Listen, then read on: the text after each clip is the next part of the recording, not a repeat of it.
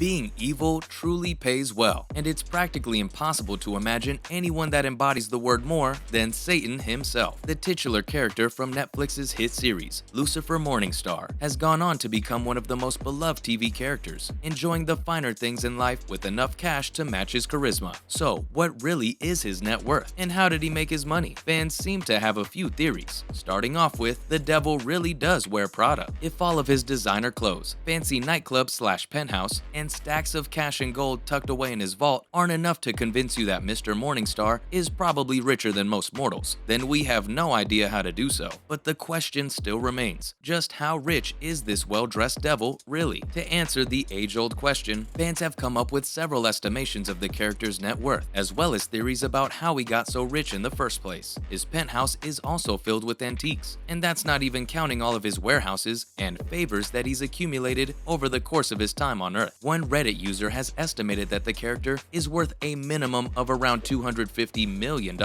stating that Lucifer probably had around $250 million under his belt at least, assuming the fact that he has other valuable assets that have yet to be revealed on the show. Another user added that since he was the devil, his whole shtick was that he grants favors to people. It's also clear that he knows many powerful individuals, from celebrities to politicians and even drug kingpins, almost as if he was the Vito Corleone of the DC universe.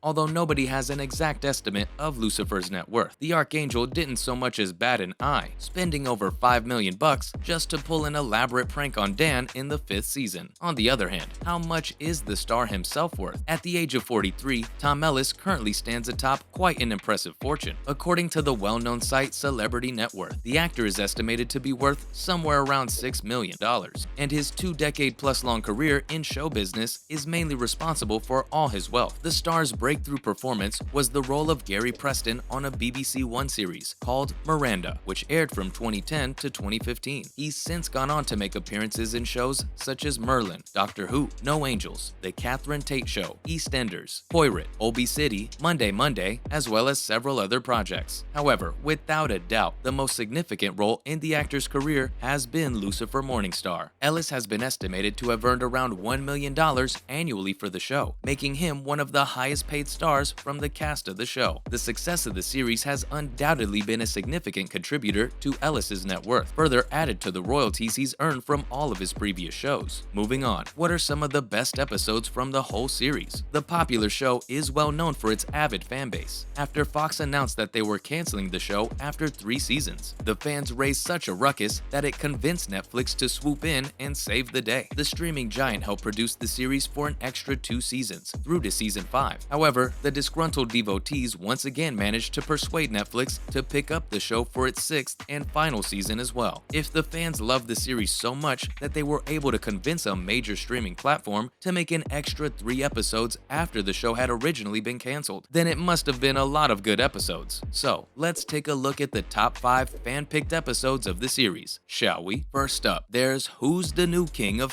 with the perfect blend of action, drama, and character growth. This episode is one of the more angsty and bittersweet of the show, especially during its last few moments. After some demons from escape the underworld and visit Lux, they inform Lucifer that he had to return to However, he refuses, which the evils don't take kindly to, becoming increasingly agitated and going as far as to kidnap Charlie and name him the new ruler of prompting Maze, Amenadiel, and Lucy to band together and go rescue the baby. But of course, not everything goes according to plan, despite the fact that Lucifer has not revealed his true demonic form to Chloe in order to not make her afraid of him. After she gets surrounded by a bunch of demons, Lucy had no choice but to erupt with his demonic power. Unlike all of the previous times she had seen his display of power, this time around, Chloe manages to finally process just who Lucifer was and accepts him. After sharing a short but sweet kiss, the two part ways, with Chloe returning to the Force and Lucifer once again becoming the ruler of the underworld to make sure that the demons stay in their place so they do not try to overrun Earth. Next up, we have the good, the bad, and the crispy. The season 2 finale was among the first times in the show that it opened itself up to a much wider world, exploring themes that would continue to be encountered through to the end of the series. In the episode, Charlotte, Lucifer's mother, who had been possessing the body of the real Charlotte, couldn't handle the energy within her for much longer, longer, becoming a walking, ticking bomb. After realizing her imminent destruction, Charlotte becomes desperate, torturing Linda and making her reveal Lucifer's plan as well. Realizing that Linda needed immediate medical attention, Amenadiel managed to regain his lost angelic powers momentarily and slowed down time so that he could make it in time. During this slowed down time, instead of using the sword to kill his mother, Lucifer instead cuts through the fabric of reality itself, opening a gateway to another universe where she could start over from the very beginning. He also throws the sword in after her before the portal closes back up so that nobody could touch it again. Following up is Goodbye Lucifer. During the episode, Lucifer is suddenly gripped with fear of his own mortality after seeing a vision telling him he was to die that day, and since he didn't know the time or location of where it was meant to happen, the episode is a mixture of both sadness and uncertainty. He spends whatever time he's been left with to go and say goodbye to all of his friends, each getting their own personalized farewells. However, when it came to Chloe, things went out of order, as she wanted Lucifer to fight back, instead of simply passing the time until his clock ran out, after spending the rest of the day with his daughter from the future, Rory. Yeah, it gets a bit confusing. He decides to spend the rest of his time alongside Chloe in his custom-made panic room. While the two are inside, she reveals that she was pregnant with Rory, and then they watch as the countdown ticks down to 0 before emerging from the panic room, only to then get a phone call that ends up putting them right back at square one. The penultimate entry on our list is quintessential Decker Star. After he senses the tension between him and Chloe, Lucifer tries to ignore his growing feelings for the detective and pretends like they were just friends and nothing more. Meanwhile, Dan and Charlotte, this time not being possessed by Lucifer's mom, are enjoying each other's company, while the friendship between her and Amenadiel grows even deeper, sharing some deep thoughts with each other on a bench that night. The end of the episode is also a tearjerker, as Charlotte sacrifices her life to save Amenadiel and dies in his arms. And finally, we have A Devil of My Word. Every previous interaction between Chloe and Lucifer had been leading up to this point, when Chloe finally comes to realize just who Lucifer really is. They managed to piece together that the person who had murdered Charlotte was none other than Pierce, aka Cain. Yeah, the one from the Bible. And the team decides to avenge her death. Dan, Chloe, Ella, and Lucifer all chase different leads in order to try and find out where Pierce was and to bring justice to their late friend. However, during their investigation, Lucifer and Chloe end up being ambushed by Pierce and his goons, who begin shooting at the pair. For the first time in the series, Lucifer's pure angel wings emerge from his back to form a shield around him and Chloe, and as the bullets pound into the wings, they begin bleeding bright red with blood. After flying Chloe away to a safe spot, away from any of Pierce's goons, Lucifer returns to make his fun with Cain and his men, taking them down one by one with glee. Right before Cain passes, Lucifer reveals his devil's face to him and tells him that since the death of Charlotte had been an accident, as his original target was Amenadiel, Pierce's guilt had earned him a one-way ticket straight to the bowels of